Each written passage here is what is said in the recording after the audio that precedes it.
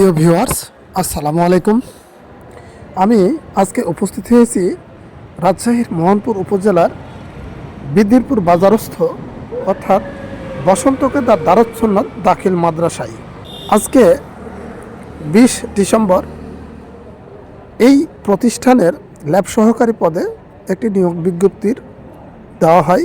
সেই বিজ্ঞপ্তি অনুযায়ী আজকে হঠাৎ গতকাল রাত্রের সিদ্ধান্তেই আজকে পরীক্ষা নেওয়ার সিদ্ধান্ত নেয় এই প্রতিষ্ঠানের কয়েকজন ব্যক্তি, যারা এই নিয়োগ প্রক্রিয়াকে বিতর্কিত করছে, প্রশ্নবিদ্ধ করছে। আপনারা শুনুন এই নিয়োগ প্রক্রিয়াতে তারা কে কি বলছে আর কে কিভাবে কাজ করছে।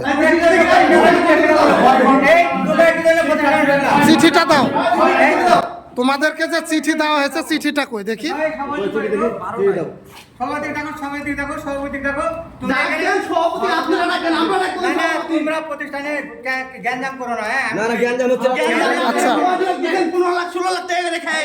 এই যে এটা হচ্ছে, হ্যাঁ, এখানে 20/12/2025 আমরা সাধারণ লোক, ঠিক আছে, আমরা দেখলাম যে এখানে একটা ভুয়া নিয়োগ দিচ্ছে, ঠিক আছে। এই নিয়োগের পরীক্ষাটা আমরা এলাকার লোকজন আসছি, এখানে এসে দেখি কেউই নাই, সুপার নাই, কেউ নাই। সুপারে ফোন দেওয়া হবে, সুপার জানেই না যে এখানে নিয়োগ হচ্ছে। আচ্ছা, ঠিক আছে, আপনারা সুপারকে ফোন দিতে পারেন, সুপার বলবে যে আমি জানি না। তাহলে সুপার, অর্থাৎ এখানে আজকের যারা পরীক্ষার্থী অর্থাৎ ভুক্তভোগী তাদের দাবি এই প্রক্রিয়াটি সম্পূর্ণ গোপনে করা হচ্ছে। স্থানীয়রা একই কথা বলছে। স্থানীয়রা আরও দাবি করছে এখানে মোটা অঙ্কের টাকা লেনদেন করে তারা এই নিয়োগ প্রক্রিয়াটি গোপনে শেষ করতে চায়। কেউ জানে না, আপনার প্রতিষ্ঠানের যে শিক্ষক তারা পর্যন্ত জানে না যে এখানে নিয়োগ প্রক্রিয়া চলছে। সেটা কেন, এরকমটা কেন হলো? না, আমাদের সব শিক্ষক মন্ডলী সবাই জানে। আমি অলরেডি সুপারের সাথে কথা বলেছি, সুপার বলছে আমি কিছু জানি না। আপনার সহকারী সুপার যিনি আছেন তিনিও বলছেন যে আমি কিছু জানি না, এছাড়াও লোক সবই জানেন, সভাপতি সব জানেন। এরকমটা কেন? সবাই জানে।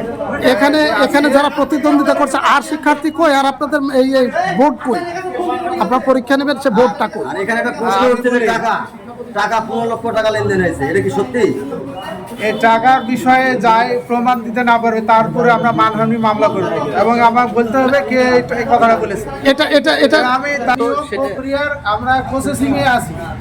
আমরা 8টা দরখাস্ত করেছে, 2টা বাতিল হয়েছে, 6টা দরখাস্ত গ্রেড হয়েছে। সেই 6টা কই? 6টা দরখাস্ত 6 জনকে চিঠি দেওয়া হয়েছে, 6 জনের মিলে পরীক্ষার একটা ডেট হয়েছে। আজকে 12টা ডেট দেওয়া ছিল সময়, সেটা 1টার মধ্যে করা হয়েছে। এর মধ্যে এক্সটার্নাল এসে পৌঁছাতে পারে। কিন্তু আপনারা চিঠিতে, আমি অলরেডি চিঠি পড়েছি, আপনি 12টা টাইম দিয়েছেন, হ্যাঁ, এখন বলছেন 1টা, সেই 1টা এখন ওভার হয়ে গেছে। তাহলে এতক্ষণ এই যে লেনদি কেন? লেনদেন মানে আমাদের এক্সটার্নাল এখনো পৌঁছাতে পারেনি। আমাদের এক্সটার্নাল আসবে। আপনি কি তাদের সাথে তো যোগাযোগ করে এই সময়টা দেওয়া উচিত ছিল, তাই না? চলছে, এবং তারা যদি না আসতে পারে তাহলে আমরা জানিয়ে দেবো যে আমাদের আজকে প্রক্রিয়া আমরা সম্পূর্ণ আচ্ছা, আপনাদের এই ম্যানেজিং অর্থাৎ এই যে পরীক্ষার যে বোর্ড, এই বোর্ডে তো স্কুল প্রধান থাকার কথা, এই প্রতিষ্ঠান প্রধান থাকবে, কিন্তু তিনি তো বলছে যে আমি জানি না এই বিষয়টা। অবশ্যই জানে, সে জানে, এবং যদি আমাদের বোর্ড বসে অবশ্যই সে আসে উপস্থিত হবে। আচ্ছা, আপনাদের যে এক্সটার্নাল এক্সামিনার ওনার ইয়েটা একটু আমাকে একটু, তাহলে আপনি তো সভাপতি, আপনি তো জানবেন। নামও জানি না, নম্বরও আমার কাছে। তাহলে আপনি কিভাবে তার সাথে যোগাযোগ করছেন? এটা আমাদের যোগাযোগের জন্য আমাদের আলাদা শিক্ষক রয়েছে, যারা হচ্ছে তাদের সাথে ঢাকার সাথে। আপনি তো এই প্রতিষ্ঠানের সভাপতি, আপনি তো জানার কথা না? আমি হলো, এটা তো হচ্ছে আলু আগুন না যে আমি হলো সভাপতি বলে বিক্রি করবো। এটা হচ্ছে না, বিক্রির কথা বলি নাই, একটা নিয়োগ প্রক্রিয়া চলছে, সেখানে কমিটিতে ঢাকা থেকে একটা এক্সামিনার আসবে, তার ইয়েটা থাকবে না? আমার তো জানার দরকার নাই, আমি আসলে গেছে বুঝতে পারবো যে ওই প্রতিষ্ঠানে কে আসবে। তাহলে তো আমরা প্রতিষ্ঠানের কর্মচারী হিসেবে নিয়োগের জন্য আপনি একজন প্রার্থী, আপনি একটু বলবেন যে আসলে বিষয়টা কি? আমি এখানকার এই প্রতিষ্ঠানে কর্মচারী হিসাবে নিয়োগ প্রদানের জন্য আমার যে নিয়োগ হয়েছিল তাতে আমি অ্যাপ্লাই করেছিলাম। তো অ্যাপ্লাই করার পরে এই যে দেখেন, আমি যথাযথ নিয়ম বিধি মেনেই আমি অ্যাপ্লাই করেছিলাম, কিন্তু আমার কাছে কোনো অ্যাডমিট কার্ড প্রতিষ্ঠানের পক্ষ থেকে পাঠানো হয়নি। গতকে সকালে আমি মাদ্রাসায় এসেছি যে আসলে আমি একজন পরীক্ষার্থী হিসাবে এখানে অ্যাপ্লাই করেছিলাম, আমি কেন অ্যাডমিট কার্ড পেলাম না, বা কোন কারণে আমাকে বাতিল ঘোষণা করা হলো সেটা জানার জন্যই মূলত আমার এখানে আসা। এখানে আসার পরে আমি দেখি যে শিক্ষক কর্মকর্তাচারী কেন শুধুমাত্র শরীরচর্চার শিক্ষক উনি আছেন এবং সভাপতি আছেন। আমরা যোগাযোগ করার চেষ্টা করি হচ্ছে ভারপ্রাপ্ত প্রধান যিনি সুপারিনটেনডেন্ট ইসাহাক আলী সাহেবের কাছে। তো উনি বলে যে নিয়োগ বিষয় সংক্রান্ত বিষয় সে কিছুই জানে না। জানেন যে আজকে কিন্তু আমাদের রাষ্ট্রীয় শোক, হ্যাঁ, আজকের এই দিনে এইভাবে তারা নিয়োগটা এভাবে দিচ্ছে, এটা খুবই নেক্কারজনক। এবং আমি যে কারণে আসা সেটা হচ্ছে আমাকে কেন বাতিল করলো। আমার যদি মনে হয় যে না বাতিলের যথাযথ আছে তাহলে আমার পক্ষে কোনো অসুবিধা নেই, মেনে নিই।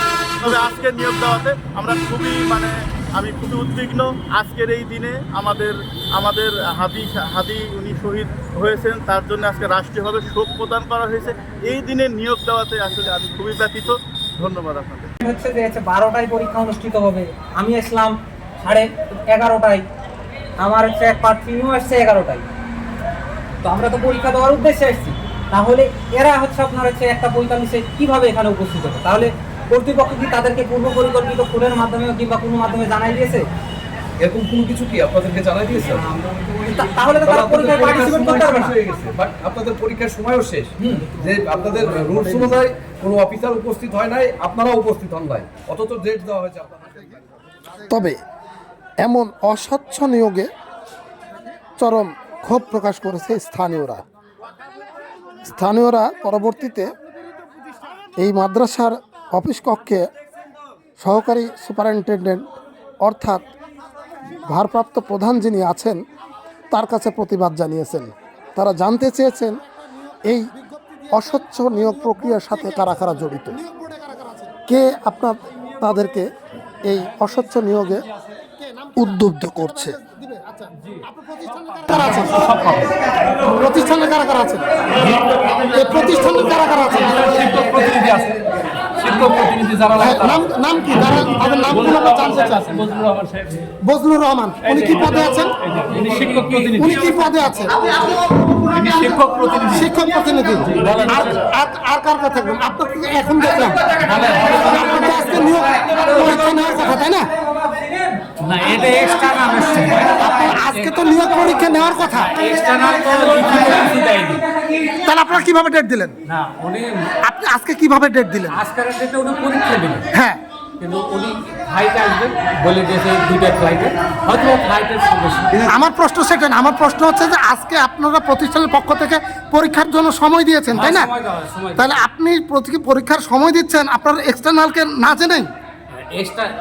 এক্সটার্নালের দায়িত্বে যিনি এক্সটার্নাল ঠিক করছেন, হ্যাঁ, তিনি এক্সটার্নালের সঙ্গেই আছেন, হ্যাঁ, উনি আছেন। আচ্ছা, আপনি এত পরে আসলেন কেন? পরীক্ষা তো আপনি 12টায় টাইম দিয়েছেন। না, আমি 11টার সময় এসেছি তো। না, আপনাকে আমরা এখন পর্যন্ত না, কিন্তু আমরা 11টা থেকেই এখানে কিন্তু না, উপস্থিত। ঠিক আছে, কিন্তু আপনাকে দেখতে আমি পাই না। আরো প্রসেসিং এর কাজের জন্য আচ্ছা, কাগজপত্রের জন্য আপনাদের এই নিয়োগ কমিটিতে কারা কারা আছে? এখনই উনি কথা বললেন যে আপনি এখানেই ছিলেন, আপনি আবার বললেন যে আমি 11টার সময় অফিসে আসছি। এর আগে কাগজ ইয়ে করেননি, আপনি আজকে পরীক্ষা আপনি জানেন না, আপনি কাগজ তো গত পরশুদিন করবেন। আপনি সুন্দরভাবে কথা বলেন, আমি সুন্দরভাবে উত্তর দেওয়ার আমি চেষ্টা আপনার করি। হ্যাঁ বলেন। শোনো টিটু, স্থানীয়দের দাবি এই অস্বচ্ছ নিয়োগ প্রক্রিয়ার সাথে যারা যারা জড়িত সকলকে আইনের আওতায় আনতে হবে এবং এই অস্বচ্ছ নিয়োগ প্রক্রিয়া বাতিল করতে 22 হবে। কিলো দূরে আমি কিন্তু এখানে কাউকে চিনি না। আচ্ছা, শুনেন, আমি নতুন মানুষ এবং কাউকে কোনো আত্মীয় নাই এখানে। আমি আরেকটা জিনিস আমি জানতে কথা চাই, শেষ করবো, সেটা জি, হচ্ছে বলেন। যে আপনারা আজকে যে নিয়োগের ব্যাপারে যে ঘটনাটা ঘটছে, এই নিয়োগের আপনারা নির্ধারিত সময় দিয়েছেন কাগজে কলমে 12টায়। জি জি জি। আপনার এখানে শিক্ষক সহ আপনাদের যে এক্সটার্নাল যে নিয়োগ বোর্ডের সদস্য থাকবে তিনি এখন পর্যন্ত উপস্থিত হন না। এখন বাজে প্রায় 3:45, জি জি। এখন পর্যন্ত আসে নাই। তাহলে আপনি না জেনে না বুঝে কি আপনি ওই সময়টা দিয়েছেন? না, সব বুঝে দেওয়া হয়েছিল, কিন্তু এক্সটার্নাল সাহেব যিনি আসছিলেন উনি হঠাৎ করে রাষ্ট্রীয় একটা প্রোগ্রামের জন্য উনি ফ্লাইটটা বাদ করে দিয়েছেন। আচ্ছা, ফ্লাইট বাদ করে উনি প্রাইভেট গাড়িতে আসবেন বলছে, এই জন্য উনি লেট করছেন। আচ্ছা, প্রাইভেট, কিন্তু শুনছি। কিন্তু আপনার সাথে আমাদের গণমাধ্যম কর্মী কথা বলেছে, জি। আপনি বলেছেন এই ব্যাপারে আপনি কিছু জানেন না। না, নিয়োগ আমি ব্যাপারে ওইভাবে কথা বলিনি ভাইজান, কথাটা ওইভাবে নেই। আমাদের কাছে রেকর্ডেড, আমাদের আমি কাছে যে রেকর্ড কথাটা আছে। বলছি, আমার সে হলো বা কথাটা হলো, আমি বলছি বলছি সভাপতি সাহেব শোনেন, সভাপতি মানে একটা টিওনো মহোদয় ছিলেন ওই পদে, উনি পাওয়ারফুল মানুষ এবং উনি স্থানীয় মানুষ। আমি বলছি আমি দূরের মানুষ, আমি কোনো মাতবরি করতে পারবো না। আপনি কি এই প্রতিষ্ঠানটা কার নির্দেশনায় চলছে? চলে এখন আমি যতটুকু মনে করি আমি আসলে পাঠদান কার্যক্রম আমি পালন করি, আর প্রশাসনিক দায়িত্ব মোটামুটি আমি সভাপতি সাহেব। আপনি এলাকার মানুষ, এই গ্রামের মানুষ, আপনার বাবারা প্রতিষ্ঠান করছে, কিভাবে প্রতিষ্ঠান দিক নির্দেশে ভালো চলবে আপনারা চালাবেন, কিন্তু পাঠদান কার্যক্রম আমি চালিয়ে দেবো। তার মানে কি এই যে নিয়োগ প্রক্রিয়া এটা কি আপনার ইচ্ছার বিরুদ্ধে করা হয়েছে? ইচ্ছার বিরুদ্ধে হয় না, কারণ আমার তো ইচ্ছা না থাকলে হবে না, কারণ আমার শৈশব লাগবে মানে সবকিছু সভাপতি করে, কিন্তু আমাদেরকে জিজ্ঞাসা করে পুষে। আমি বলছি শুনেন, আপনি আজকে একটা রাষ্ট্রীয় শোক দিবস, আজকে একটু রাষ্ট্রীয় শোকের দিন, এটা তো জানতেন না? রাষ্ট্রীয় শোক সেটা গতকালকে হাদি সাহেব মরার জন্য আজকে রাষ্ট্রীয় শোক হয়েছে, কিন্তু এক্সট্রিকান্টার ডেট দিয়েছে কিন্তু এক সপ্তাহ আগে। আচ্ছা, আজকে রাষ্ট্রীয় যেহেতু শোক, আজকের দিনে আপনি কালকে রাত্রে এই চিঠিটা করেছেন প্রার্থীদেরকে, যারা পরীক্ষার্থী গতকালকে রাত্রে তাদের হাতে দেওয়া হয়েছে, আপনি জেনে বুঝে তো এটা করেছেন নাকি? শুনেন, চিঠিটা আরো আগেই করা হয়েছে, কিন্তু প্রসেসে ওইভাবে। কিন্তু আপনি তো দিয়েছেন গতকালকে, আপনি তো জানতেন যে আজকে রাষ্ট্রীয় শোক দিবস, রাষ্ট্র থেকে এটা ঘোষণা করা হয়েছে, তাহলে এই দিনে আপনি কেন পরীক্ষা দিন? ভোট বাদ করবে না, এক্সটার্নাল তো ভোট বাদ করবে না। এখন কিভাবে বাদ করলেন? উনি আসতে বুঝতে পারলেন না। এখন ইউনূস স্যার আমাকে বললেন, আপনি বলছেন যে বাদ করা যায় না, তাহলে এখন কিভাবে বাদ করলেন?